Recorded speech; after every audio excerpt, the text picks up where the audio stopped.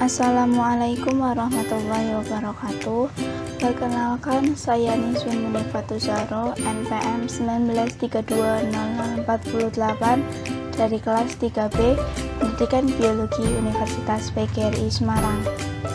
Kali ini, saya akan menjelaskan materi tentang manajemen kelas dengan dosen pengampu, Ibu Atip Nurwahyunani, SSI, SPD, MPD. Sebelum kita memasuki materi, alangkah baiknya kita harus tahu apa itu manajemen kelas.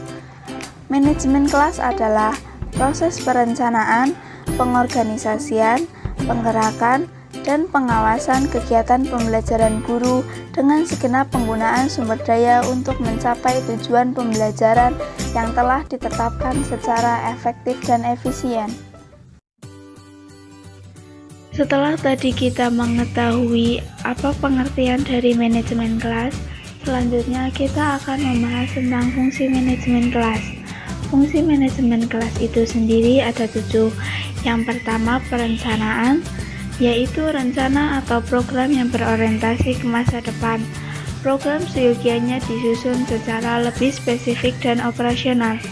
Yang kedua, pengorganisasian, yaitu suatu proses yang menyangkut perumusan dan rincian pekerjaan dan tugas serta kegiatan yang berdasarkan struktur organisasi formal kepada orang-orang yang memiliki kesanggupan dan kemampuan melaksanakannya sebagai persyaratan bagi terciptanya kerjasama yang harmonis dan optimal ke arah tercapainya tujuan secara efektif dan efisien. Fungsi manajemen yang ketiga, menggerakkan, yaitu fungsi ini menyangkut upaya kepala sekolah untuk memberikan pengaruh-pengaruh yang dapat menyebabkan guru tergerak untuk melaksanakan tugas dan kegiatannya secara bersama-sama dalam rangka tujuan pendidikan secara efektif dan efisien. Yang keempat, memberikan arahan, yaitu fungsi ini menyangkut upaya kepada sekolah untuk memberikan informasi, petunjuk, serta bimbingan kepada guru yang dipimpinnya agar terhindar dari penyimpangan, kesulitan, atau kegagalan dalam melaksanakan tugas. Fungsi manajemen berikutnya, yang kelima, pengkoordinasian, yaitu fungsi yang menyangkut upaya kepala sekolah untuk menyelaraskan gerak langkah dan memelihara prinsip taat asas atau konsistensi pada setiap dan seluruh guru dalam melaksanakan seluruh tugas dan kegiatannya, agar dapat mencapai tujuan dan sasaran yang telah direncanakan. Hal ini dilakukan kepala sekolah melalui pembinaan kerjasama antar guru dan antar guru dengan pihak-pihak luar yang berkaitan.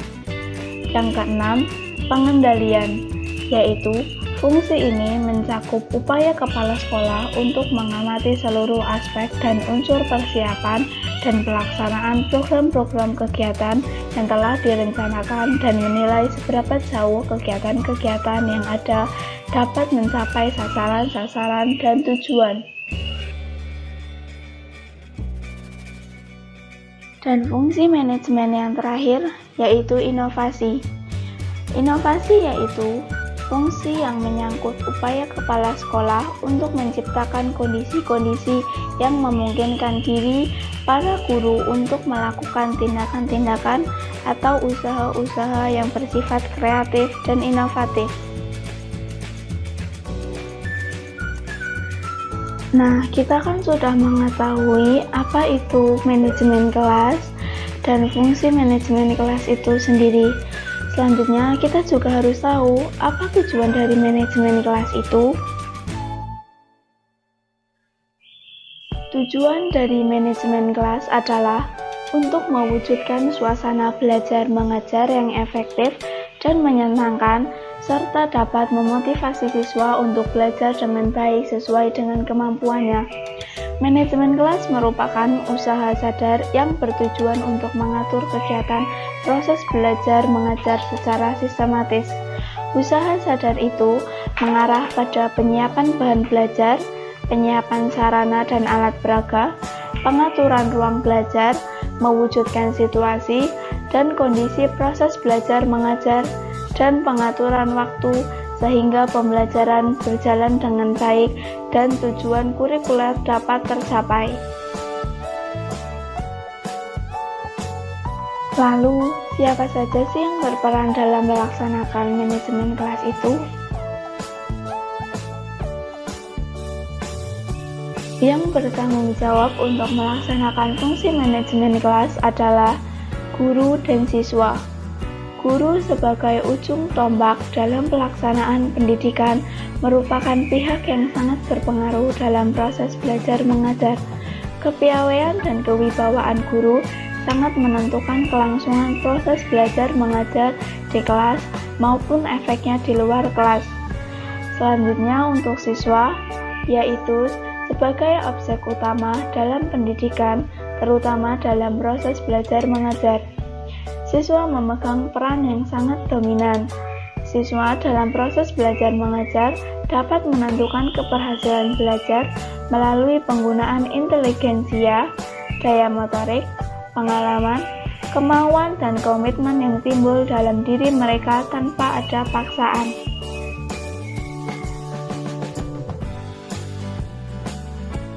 Nah, untuk itu kita juga perlu tahu masalah apa saja yang timbul di dalam kelas. Ada dua masalah yang timbul. Yang pertama, masalah individu, dan yang kedua, masalah kelompok.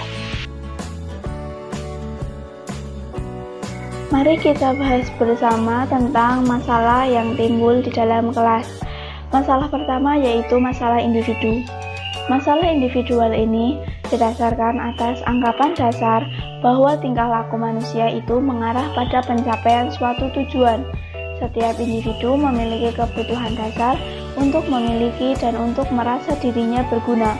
Jika seorang individual gagal mengembangkan rasa memiliki dan rasa dirinya berharga, maka dia akan bertingkah laku menyimpang.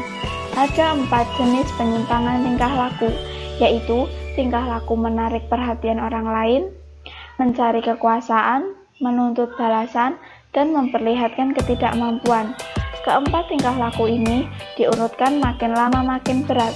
Misalnya, seorang anak yang gagal menarik perhatian orang lain boleh jadi menjadi anak yang mengejar kekuasaan. Selanjutnya, ada masalah kelompok. Masalah kelompok dapat timbul apabila 1. Kurangnya kekompakan, 2. Kesulitan mengikuti peraturan kelompok, 3. Reaksi negatif terhadap sesama anggota kelompok. 4. Penerimaan kelas atau kelompok atas tingkah laku yang menyimpang. 5. Kegiatan anggota atau kelompok yang menyimpang dari ketentuan yang telah ditetapkan. 6. Kurangnya semangat, tidak mau bekerja, dan tingkah laku agresif atau protes.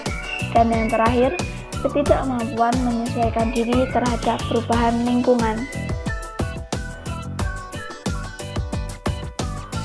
Setelah tadi kita tahu apa saja masalah yang terdapat di dalam kelas, ada beberapa upaya yang dapat kita lakukan untuk mengatasi masalah tersebut. Mari kita bahas bersama apa saja upaya tersebut. Upaya pertama yang bisa kita lakukan adalah pendekatan perilaku, yaitu upaya memodifikasi perilaku dalam mengelola kelas dilakukan melalui pemberian positif reinforcement atau untuk membina perilaku positif, dan negatif reinforcement atau untuk mengurangi perilaku negatif. Namun demikian, dalam penggunaan reinforcement negatif seyogianya dilakukan secara hati-hati, karena jika tidak tepat malah hanya akan menimbulkan masalah baru. Upaya yang kedua yaitu pendekatan otoriter. Pendekatan otoriter dalam pengelolaan kelas merupakan seperangkat kegiatan guru untuk menciptakan dan mempertahankan ketertiban suasana kelas. Pengelolaan kelas sebagai proses untuk mengontrol tingkah laku siswa ke arah disiplin. Bila timbul masalah-masalah yang merusak keterlibatan atau kedisiplinan kelas, maka perlu adanya pendekatan, yaitu 1. Perintah dan larangan, 2. Penekanan dan penguasaan, 3. Penghukuman dan pengancaman. Dan yang keempat, pendekatan perintah dan larangan. Upaya berikutnya yaitu pendekatan permisif. Pendekatan yang permisif dalam pengelolaan kelas merupakan seperangkat kegiatan mengajar yang memaksimalkan kebebasan peserta didik untuk melakukan sesuatu, sehingga bila kebebasan ini dihalangi, dapat menghambat perkembangan peserta didik. Berbagai bentuk pendekatan dalam pelaksanaan pengelolaan kelas ini banyak menyerahkan segala inisiatif dan tindakan pada diri peserta didik. Dan upaya yang terakhir yaitu upaya pendekatan membiarkan dan memberi kebebasan. Sekali lagi, pengajar memandang peserta didik telah mampu melakukan sesuatu dengan prosedur yang benar, biarlah mereka bekerja sendiri dengan bebas. Demikian pegangan pengajar dalam mengelola kelas. Lebih kurang menguntungkan lagi kalau selama peserta didik bekerja sendiri, pengajar juga aktif mengerjakan tugas sendiri dan pada saat waktu habis baru ditanyakan atau disusun. Untuk dapat menangani masalah-masalah pengelolaan kelas secara efektif, guru harus mampu mengenali secara tepat berbagai jenis masalah pengelolaan kelas, baik yang bersifat perorangan maupun kelompok. Yang kedua, memahami pendekatan mana yang cocok dan tidak cocok untuk jenis masalah tertentu. Dan yang ketiga, memilih dan menetapkan pendekatan yang paling tepat untuk memecahkan masalah yang dimaksud.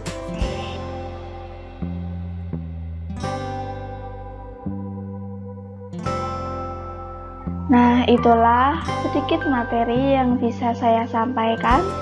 Apabila ada kekurangan, saya mohon maaf. Wabillahi taufiq wal hidayah. Wassalamualaikum warahmatullahi wabarakatuh.